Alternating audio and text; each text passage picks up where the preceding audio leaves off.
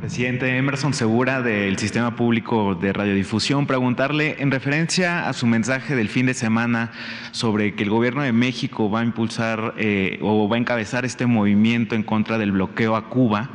Me gustaría preguntarle si ya el gobierno mexicano tiene conversaciones con el gobierno estadounidense para que México pueda fungir como mediador o como interlocutor, al mismo tiempo que, bueno, Rusia acaba de nombrar nuevo embajador en México y el que está en México se va a Cuba, ¿no? Es decir, si eso juega a favor o en contra, en ese sentido, presidente. Muchas gracias. Bueno, no sabía yo lo del cambio de embajadores, nada más.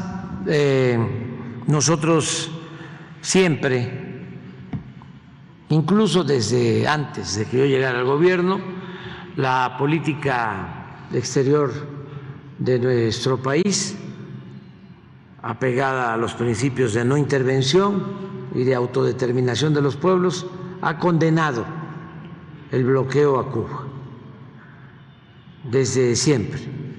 Y no solo México, cada vez que hay asamblea en la Organización de Naciones Unidas, se somete a votación de todos los países el tema del bloqueo a Cuba, y solo uno o dos países o votan en contra o se abstienen, de cerca de 200 países.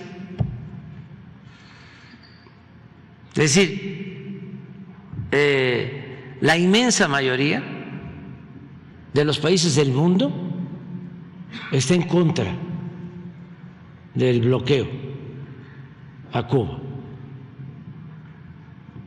Pero suele suceder de que se concluye la asamblea, como funciona el veto de un país, pues no se puede hacer nada. Y así año con año.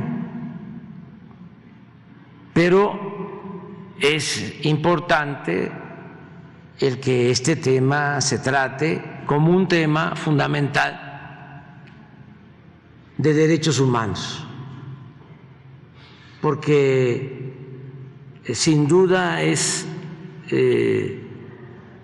una violación flagrante a los derechos humanos de todo un pueblo. Nadie puede cercar, bloquear a un pueblo por razones políticas, ideológicas. Es inhumano, porque es un asunto que tiene que ver con una carga ideológica que nulifica el derecho de los pueblos a actuar con independencia y con libertad. ¿Qué culpa tienen nuestros hermanos cubanos de que no le guste a una potencia el que decidan actuar de manera soberana? ¿Y por qué orillar a ese pueblo mediante un bloqueo injusto a que se rebele en contra de su propio gobierno? Porque al final eso es lo que buscan. Si bloquean y no pueden llegar alimentos, no pueden llegar medicamentos, no les permiten que los cubanos que viven en Estados Unidos o en cualquier otra parte del mundo envíen a sus familiares apoyos. Es más, los ponen en una lista de países terroristas. ¿Y eso qué significa? De que no pueden las instituciones del gobierno de Cuba, las embajadas, ni siquiera abrir una cuenta bancaria en el país donde están sus sedes. No pueden, porque están en la lista de países supuestamente terroristas. Todo un exceso, es realmente contrario a las libertades, es una ofensa a la Estatua de la Libertad, a las dignidades humanas. Eso, en vez de ayudar a la imagen de Estados Unidos, lo digo con todo respeto, le afecta.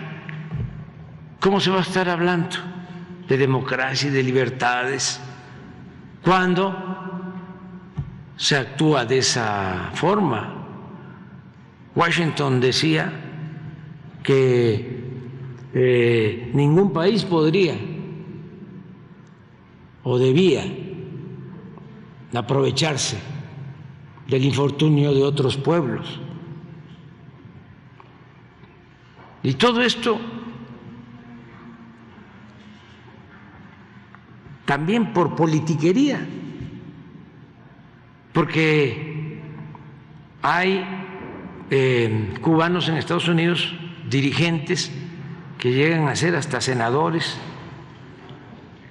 y que tienen esta bandera de impedir que se le dé un trato humanitario al pueblo de Cuba, a su propio pueblo.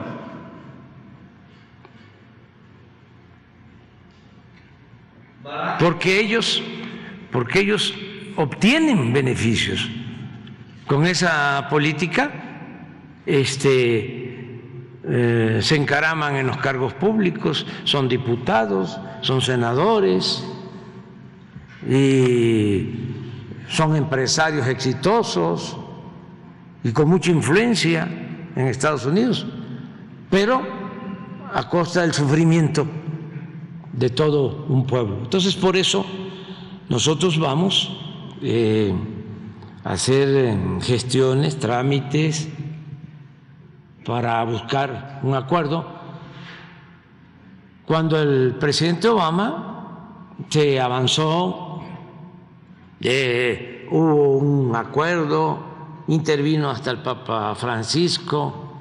Bueno, visitó el presidente Obama Cuba, se mantuvieron las cosas en mejores términos. Sin embargo, al cambio con el presidente Trump, esa política de acercamiento retrocedió y fue cuando pusieron a Cuba en la lista de los países terroristas. Imagínense eso. Ninguna justificación. A ver, los estudiosos, ¿se puede acusar con elementos, con pruebas a Cuba de promover el terrorismo? No. Al contrario, Cuba ha ayudado para la pacificación en Colombia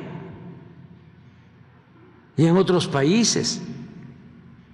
Pero a ver, ¿cuáles son los hechos? Las pruebas. Nada. pura carga ideológica, interesada, pura politiquería o política electorera